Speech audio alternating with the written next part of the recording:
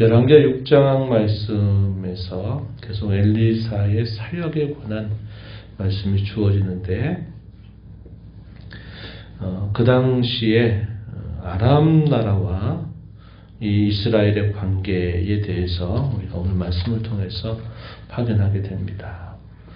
나아만 장군, 아람 왕의 군대 장군이 엘리사를 찾아와서 그가 나병을 치유받고 또 그가 새 사람이 돼서 자기 땅으로 돌아가지만 아람 나라가 이스라엘에 대해서 아주 좋은 호감을 갖고 있지는 않았음을 보게 됩니다.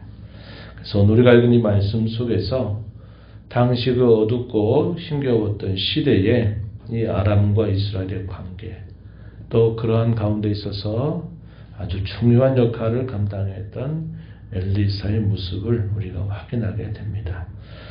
6장 1절부터 7절 내용에는 하나의 일화가 소개가 됩니다.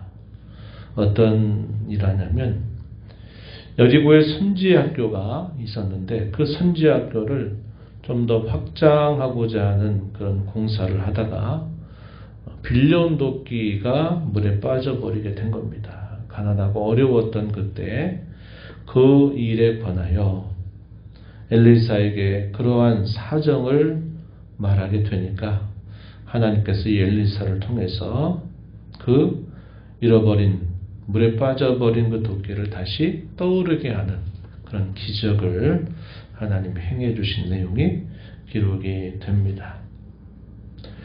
우리가 이 엘리야 또 그 엘리야 뒤를 이어서 엘리사가 활동하는 그 시대가 계속 북이스라엘 가운데 활동할 때 이 북이스라엘의 왕조는 더욱더 하나님을 멀리하게 되는 일들이 있게 되면서 당시 많은 어려움들이 늘 있었다는 것을 우리가 읽게 됩니다. 하나님께서 그런 가운데서도 엘리야에게 말씀하신 것처럼 내가 바알에게 무릎 꿇지 않은 7,000명을 내가 남겨두었다 하는 그 말씀을 하셨는데 이 엘리야, 엘리사 이 시대에는 선지자들의 학교가 있었다 하는 겁니다. 엘리야를 따르던 제자들, 이어서 엘리사를 따르던 그런 신실한 자들이 많이 있었다 하는 겁니다. 어두운 시대 가운데서 신실한 자들을 보존하시는 그 하나님의 손길을 보고 그 당시 전체가 어려웠던 그때에 하나님은 특별히 세심하게 그 어려움 가운데 있는 자기 백성들, 신실한 자들을 돌보시고 인도하시는 분이심을 이 사건을 통해서 보여줘요. 가난하고 어려운 시대 속에서는 하나님이 좀 더 가까이 찾아오셔서 더 세밀하게 자기 백성의 필요를 공급하시고 채워주신다 하는 사실들을 보게 되는 것입니다. 이하에 우리가 8절부터 마지막 절 내용에서는 이 아람 군대와 엘리사 사이에 있었던 일, 그리고 뒤에 이어지는 또 이 아람 군대와 이스라엘의 관계에 대한 말씀이 마지막 부분에 소개가 됩니다. 아람 군대가 이스라엘을 계속 침범을 합니다. 침범을 하는 일들이 계속 진행이 되는데 그때마다 그게 이상하리만큼 이 아람 나라가 봤을 때는 자신들이 은밀하게 쳐들어가려고 한 곳곳마다 항상 이스라엘 군사들이 대비하고 있는 것을 보면서 이게 자기들의 마음대로 되지 않았던 것입니다. 이 아람 왕은 생각하기를 우리 중에 내통하는 자가 있다. 그 사람을 색출해내서 그를 없애야 된다. 이런 생각을 하게 된 겁니다. 그런데 신하 중에 한 사람이 뭐라고 말하냐면 지금 이스라엘에는 엘리사라고 하는 선지자가 있는데 이 사람이 우리가 여기서 이야기하는 모든 것들을 다 그것을 알고서는 이스라엘 왕에게 다 그것을 알려서 무엇을 준비하라고 하는 일들이 있기 때문에 우리가 가봤자 안 된다 하는 사실을 왕에게 보고합니다.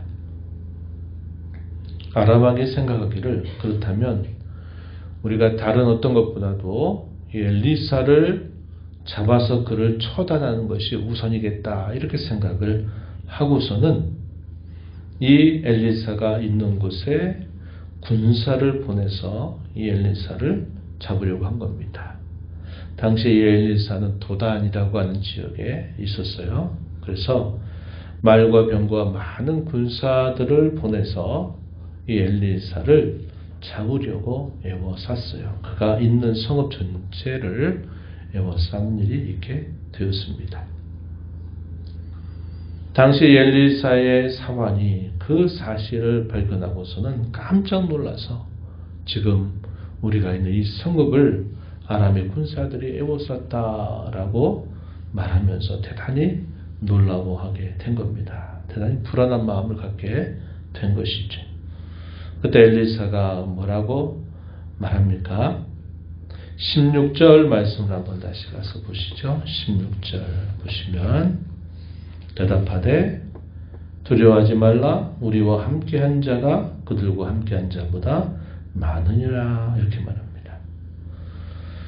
아람의 군사들이 성읍 전체를 애워쌌다면 얼마나 많은 군사들이 찾아왔는가를 알게 됐죠. 그 군사 안에 그 군사들 가운데 애워싸여서 지금 갇혀있는 상태에 있는데 엘리사는 두려워하는 그 사환에게 오히려 말하기를 우리와 함께 하는 자가 그들과 함께한 자보다 훨씬 더 많다 이렇게 말을 한 것입니다. 그러면서 엘리사가 기도하기를 여호와여 원하건대 그의 눈을 열어서 보게 하옵소서. 그래서 여호와께서 그 사환의 눈을 열어 주시니까 불말과 불병거가 산에 가득히 엘리사를 둘러싸고 있다는 것을 보게 되는 겁니다. 마치 불성과학으로 이 엘리사를 지키고 계신 하나님의 그 손길을 그의 영적인 눈을 열게 되니까 그것을 보게 된 것입니다. 엘리사가 또 기도합니다. 이제 엘리사를 향해서 공격해오는 이 아람 사람들을 생각하면서 기도하기를 18절 보면 원하건대 저 무리의 눈을 어둡게 하옵소서. 그들로 하여금 보지 못하게 해달라고 기도했더니 하나님이 엘리사의 기도를 들으셔서 그들의 눈을 어둡게 하신 것입니다. 그리고 엘리사가 그들에게 다가가서 말하기를 너희가 온 길이 잘못 온 길이다 라고 이야기하면서 나를 따라오라는 겁니다. 그러면 내가 너희가 찾는 그 사람에게로 인도하리라. 그렇게 말하고서는 엘리사가 그 아람의 군사들을 쭉 이끌어가는데 어디로 데려가냐면 당시 사마리아죠.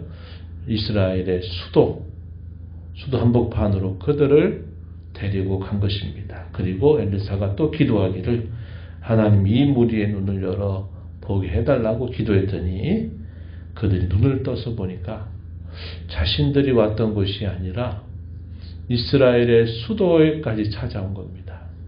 이 수도가 왜 수도일까요? 왕이 그곳에 있으면서 그곳에 군사력을 가지고 있는 곳이겠죠. 그러니까 그 무리들이 깜짝 놀란 것입니다.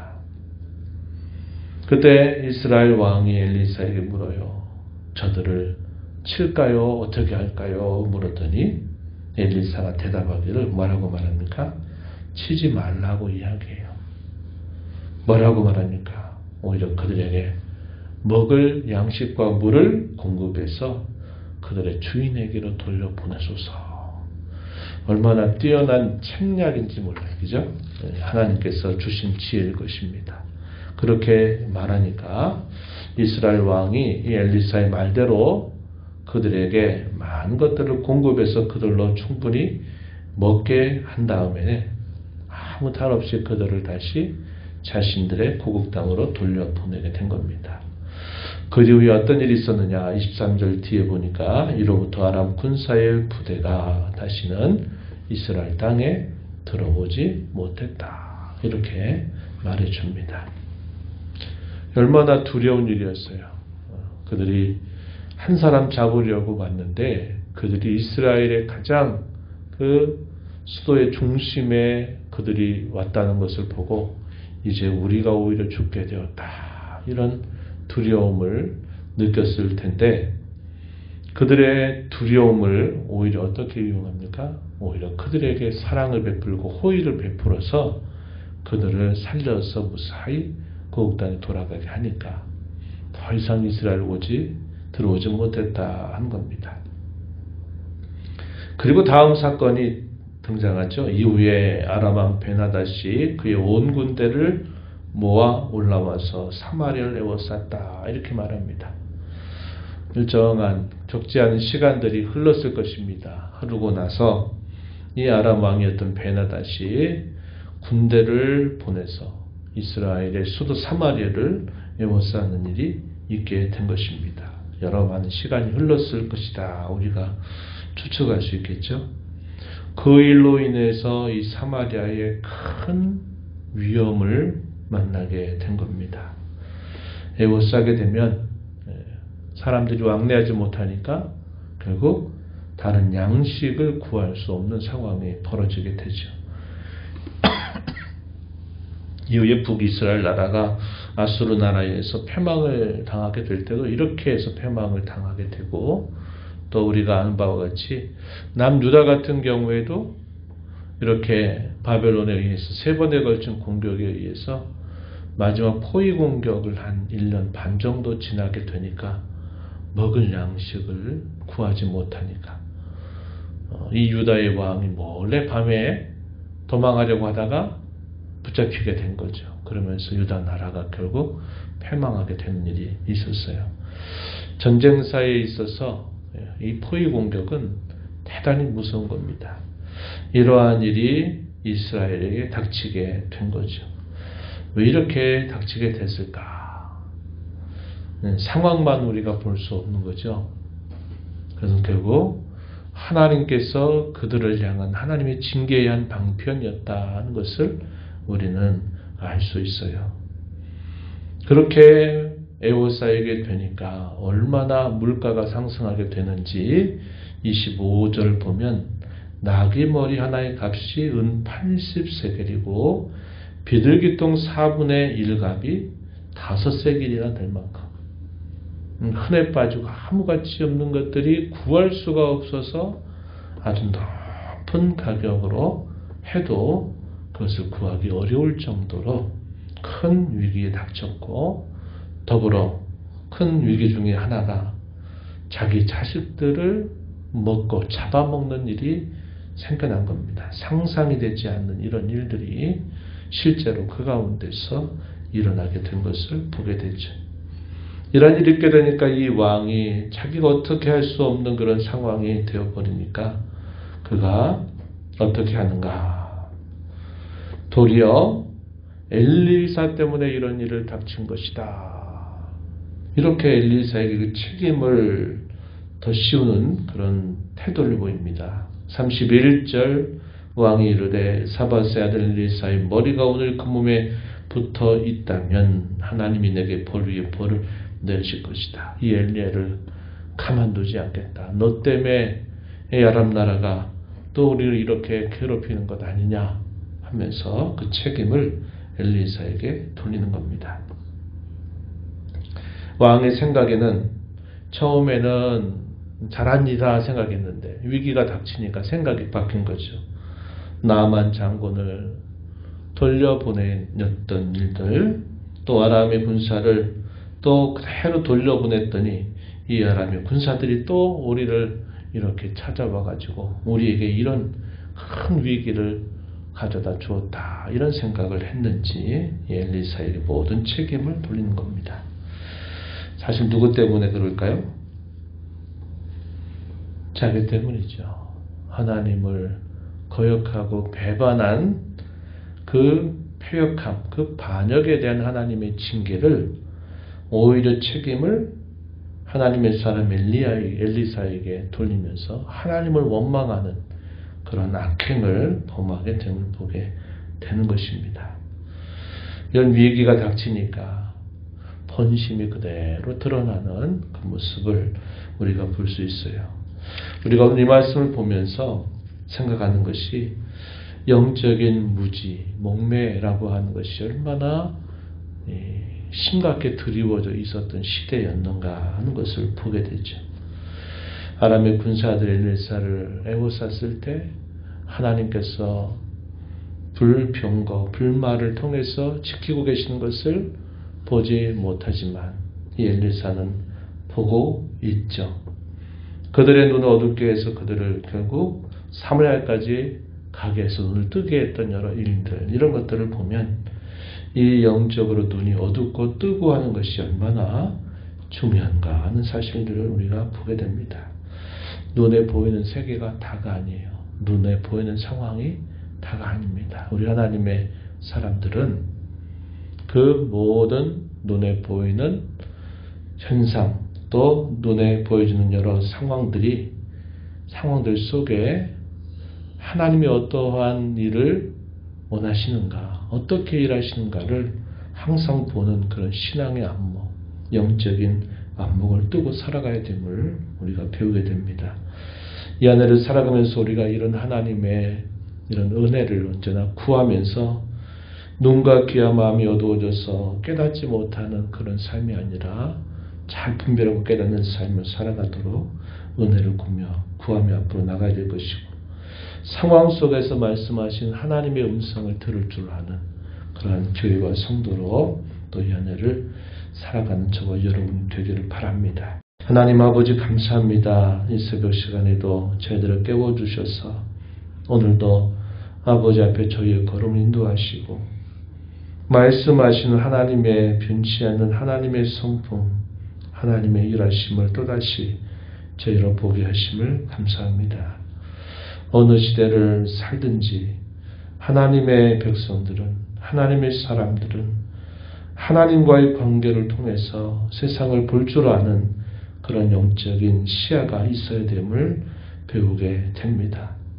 그저 상황만 바라보고 그저 주어지는 처지만 바라보고 눈에 보이고 귀에 들리고 손에 잡히는 것이 다인 줄 알고 살아가는 저희의 삶이 되지 않게 하시고, 이 모든 일들을 주관하시는 하나님, 모든 상황 속에서 말씀하시는 주의 음성을 잘 들을 줄 아는 저희의 모습이 되도록 하나님 인도하여 주시옵소서.